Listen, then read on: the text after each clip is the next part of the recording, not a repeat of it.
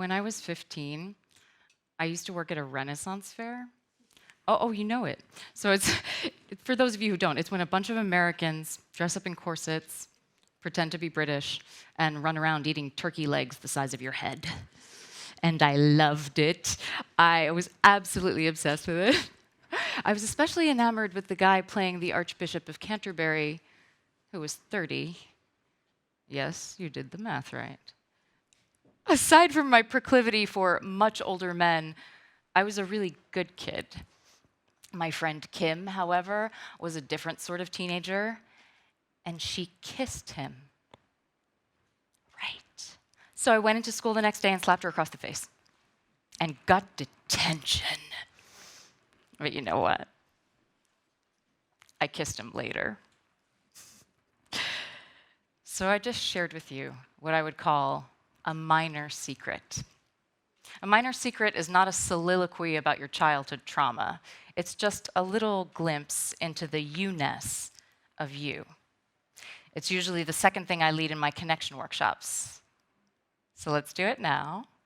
Turn to someone you don't know or don't know very well and share with them a minor secret. You have 30 seconds, so get to it. It's much more pleasurable if you participate. Come on.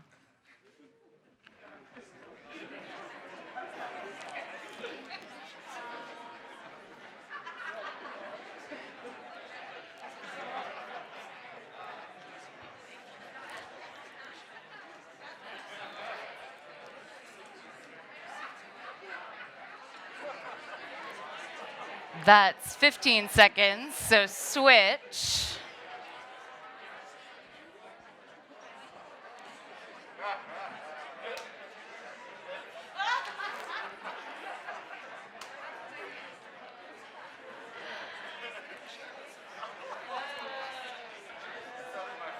If you can hear me say,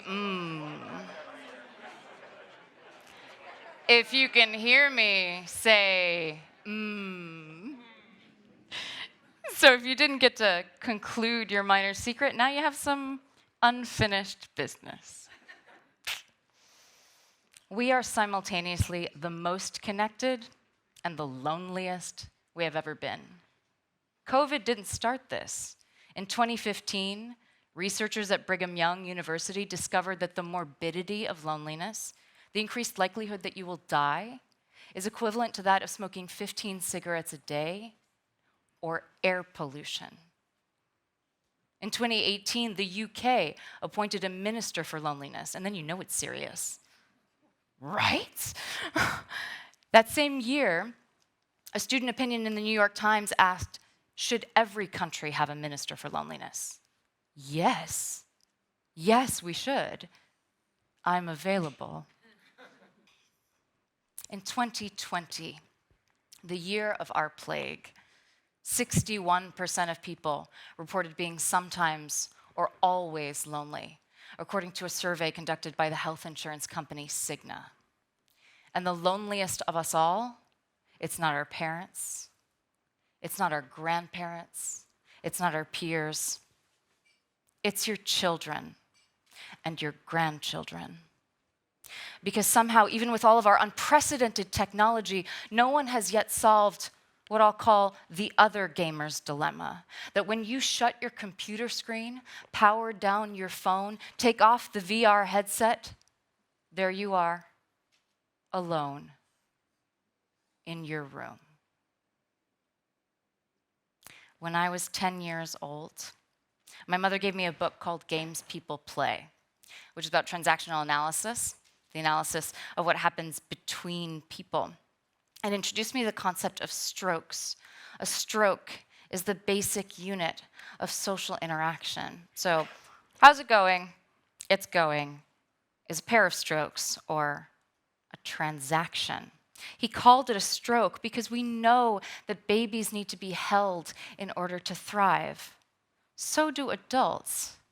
It's not like that ever goes away. My friend Jeremy's mom says we need 8 hugs a day just to feel normal. Not even to feel fabulous, just to feel normal. By that measure, do any of you feel normal this week? You are a special case. Most of us don't. I don't. Open to changing that later, though. But we need it in order to thrive. I wanted to answer the question, what is intimacy made of? If intimacy is the cure for loneliness, then what's the recipe? So I came up with an intimacy equation. People love equations. The first component required for intimacy is disclosure. I share something of my special self with you. You share something of your special self with me. This can be verbal or nonverbal. Earlier, I shared a minor secret with you. Is that intimacy? Are we intimate yet? No, not yet. Because intimacy isn't a one-person show. But if I've taken a little risk and I've shared with you something that matters to me, we've begun. The second component required for intimacy is resonance. I understand something about you deeply. You understand something about me deeply. My late Brazilian aunt, my titia Helena, she would say, "Nós vibramos na mesma sintonia." We vibrate on the same note. So we've shared, we've understood something about one another, but it's not intimacy yet. Because this third component is crucial, permeability. I need to allow you to affect me in some way. You need to allow me to affect you in some way, to the point of being somehow changed by our interaction. We are moved to laughter, to tears, to change our minds. How incredibly intimate it is to change your mind about something based on your interaction with another human being. Disclosure plus resonance multiplied by permeability equals intimacy.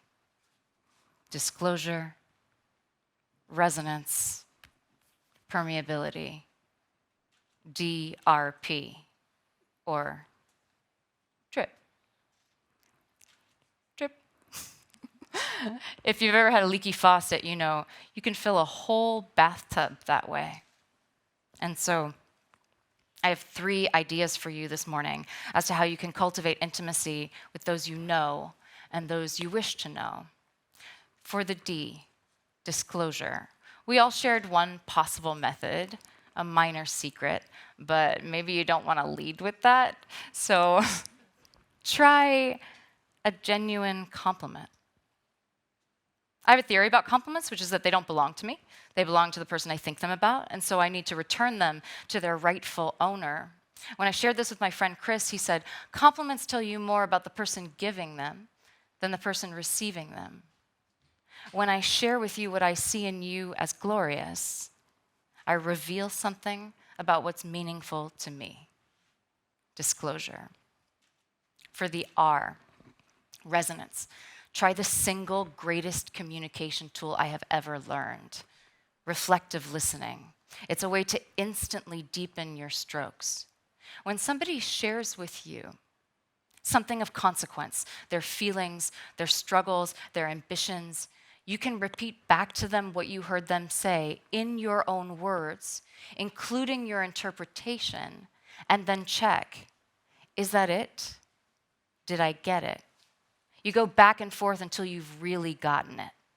When I write, I ask myself, is this true? Could it be more true? When you've gotten to the most true together, then you can ask, is there more? Until there is no more. That's how someone can feel fully heard. Resonance. For the P, permeability, I'll borrow a term from the world of photography. Aperture. Aperture is the opening that lets light in. And it can be opened up or closed down based on the amount of available light and how much you want to be in focus. And we too have an aperture. It determines how much I let you in. And it's a muscle that can be stretched and contracted. Most of us know how to contract it very well. Too well. Listen, I'm a New Yorker. I understand the need for protection. But if you want to have a more intimate life, you must become a detective on the case of your own aperture. What opens you up? What allows you to be penetrable? You might start by uncrossing your arms, or putting down your phone pacifier for a few minutes at a time, because intimacy begins and grows in small increments. Byrne called it a stroke. The Gottmans, a bid. Love 2.0 calls it micro moments of positivity resonance. I call it a drip. Drip. Drip. Drip. The thing is, somebody's got to go first. Let that person be you. You may not be well witnessed. You may not be well received. But you might, and I stake myself on this, connection is worth the risk. So, want to share a minor secret? I'll go first.